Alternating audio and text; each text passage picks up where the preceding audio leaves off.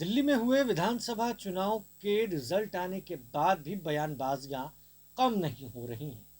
दरअसल उत्तर प्रदेश से लेकर बिहार और बिहार से लेकर दिल्ली में सियासी पारा सर चढ़ कर बोल रहा है।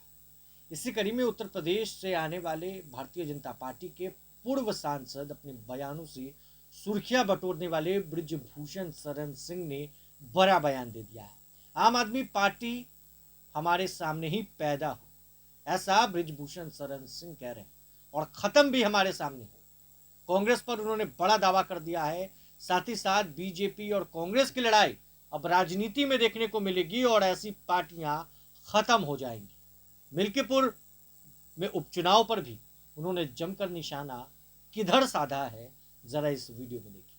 देखिए, एक समय था दिल्ली के अंदर भारतीय जनता पार्टी और कांग्रेस होती थी, और जो आम आदमी का उदय हुआ दिल्ली के अंदर, अन्ना आंदोलन के सहारे ये पार्टी दिल्ली के राजनीति में घुसी और ये बिजली का तार काटना और छोटी छोटी घटनाएं करना, तब कांग्रेस समझती थी कि ये बीजेपी का नुकसान कर रही है और बीजेपी समझती थी कि ये कांग्रेस का नुकसान कर रही है। तो 2 बार इनको मुख्यमंत्री बनने का मौका मिला। अब अगर ये आरोप लगाते हैं कि कांग्रेस ने न लड़ती तो ये न लड़ते तो कितना अच्छा होता, कांग्रेस का मुकाबला होता और बढ़िया हो जाता। ये आम आदमी पार्टी हमारे ही सामने पैदा हुई और हमारे ही सामने समाप्त होगी। ये पार्टी अब समाप्त हो रही है, समाप्त हो गई। जैसे अभी आपने प्रश्न किया था कि मायावती जी दिल्ली की सारी सीटों पर उन्होंने चुनाव लड़ाया था, जमानत जब्त हो गई, 68 सीटों पर जमानत जब्त हो गई। ऐसे आप आने वाले समय में देखेंगे कि आम आदमी की जमानत जब्त होगी और आने वाले समय में कांग्रेस और भाजपा की लड़ाई होगी। तो क्या लगता है अब मायावती का वजूद खत्म माना जाए क्या, जिस तरीके से वहाँ पर 68 सीटों पर उनकी जमानत जब्त हुई? दिल्ली के अंदर आप कह सकते हैं, दिल्ली के अंदर आप कह सकते हैं। दिल्ली के अंदर उनका पहले भी कभी नहीं था, दिल्ली के अंदर कभी नहीं था। अच्छा, तो ये मानते हैं आप कि क्या वॉक ओवर दे दिया कांग्रेस पार्टी ने वहां पर लड़के? क्योंकि अगर वो आपका वो क्या कांग्रेस पार्टी जो है सबसे पुरानी पार्टी है, अंग्रेजों के द्वारा बनाई गई पार्टी है, क्या उस पार्टी को समाप्त कर दे कांग्रेस? कह दे कि अब हम जहां आम आदमी पार्टी लड़ेगी वहां हम चुनाव नहीं लड़ेंगे? अब परसेंटेज की लड़ाई है। आज भी कांग्रेस बीजेपी के बाद दूसरे नंबर पर है देश में श्रीमान जी, और आने वाले समय में कांग्रेस और बीजेपी का ही मुकाबला होना। गठबंधन में लोग साथ में थे। कहाँ इंडिया गठबंधन, कौन सा गठबंधन? ये देखिए, ये समय समय पर ऐसे गठबंधन होते रहते हैं। ये स्वार्थ के गठबंधन है, ये दिल का मिलन नहीं है। ये ऐसे मिलते हैं और फिर दिल के टुकड़े हजार हुए, कोई यहाँ गिरा कोई वहां गिरा। जब चुनाव बीतता है तो अपने आप सब समाप्त हो जाते हैं। अब फिर आएगा क्या लगता है दिल्ली 28।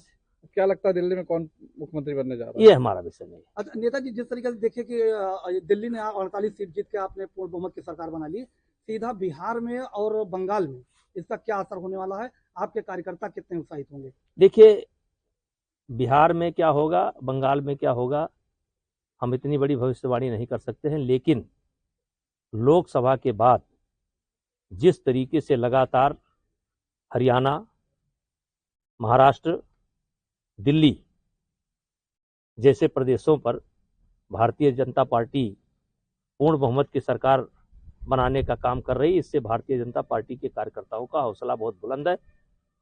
और आज शायद 15 राज्य ऐसे हो चुके हैं जिन पर भारतीय जनता पार्टी के मुख्यमंत्री है। उत्तर प्रदेश के चुनाव में क्या असर पड़ेगा इसका? क्योंकि आप अगला चुनाव उत्तर प्रदेश पर लोग देख रहे हैं, क्योंकि बड़ा स्टेट है उत्तर प्रदेश। जब आएगा तो आपको बता देंगे। अच्छा, ये जो मिल्कीपुर आपने रिकॉर्ड वोटों से चुनाव जीता है, क्या इसे आप अयोध्या की जीत मान रहे हैं? नहीं, देखिए ऐसा है, मिल्कीपुर में भारतीय जनता पार्टी ने बहुत अच्छी रणनीति बनाई। एक तो लगभग 200 सड़कें, एक विधानसभा के अंदर 200 सड़कें, करोड़ में मेरे पास आंकड़ा नहीं है, लेकिन ये 500 करोड़ भी हो सकता है, 1000 करोड़ भी हो सकता है। मुख्यमंत्री जी ने वहां पर सैंक्शन किया, यानी विकास जो रुका था, हर गांव में कहीं जो है पुलिया बन रही है, कहीं सड़क बन रही है, पूरी विधानसभा में काम शुरू हो गए। दूसरा, जो सांसद जी हैं, इनको जिन लोगों ने भी अयोध्या नरेश की पदवी दी, उन्होंने तो नहीं दिया, लेकिन जब उनका परिचय अयोध्या नरेश, तो कहीं ना कहीं ये जनता को बुरा लगा। और फिर जब उन्हीं के बेटे को टिकट मिला तो फिर जनता को बुरा लगा। और फिर भारतीय जनता पार्टी ने, क्योंकि अवधेश प्रसाद जी का जो मूल आधार था वोट का, वह है पासी समाज, और भारतीय जनता पार्टी ने पासी समाज को टिकट दे दिया, पासी समाज के एक बेटे को टिकट दे दिया, और पासी समाज का 70% वोट इस बार भारतीय जनता पार्टी के पक्ष में गया। और जो भारतीय जनता पार्टी वाले थे वो जले भुने पहले से बैठे थे। वो अयोध्या नरेश की जब बात होती थी तो कहीं ना कहीं चुभती थी, तो रिजल्ट आ गया, राम रुष्ट हो गए।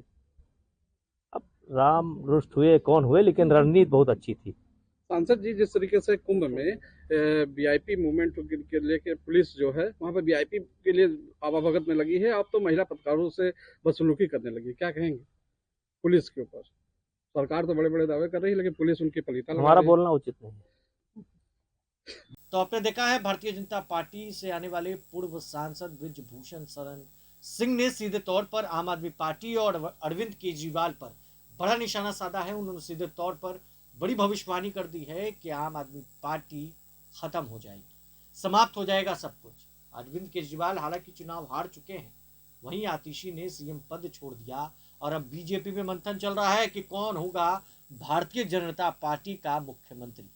बहरहाल ब्रिजभूषण सिंह शरण पैच, ब्रिजभूषण शरण सिंह क्या कुछ कह रहे थे आपने सुना है। हमारे चैनल को सब्सक्राइब कर ले, साथ ही साथ तमाम अपडेट्स के लिए हमारे तमाम डिजिटल प्लेटफॉर्म्स पर आप बने रहें। बहुत बहुत शुक्रिया। प्रभातखबर.com, विश्वास वही, रफ्तार नहीं।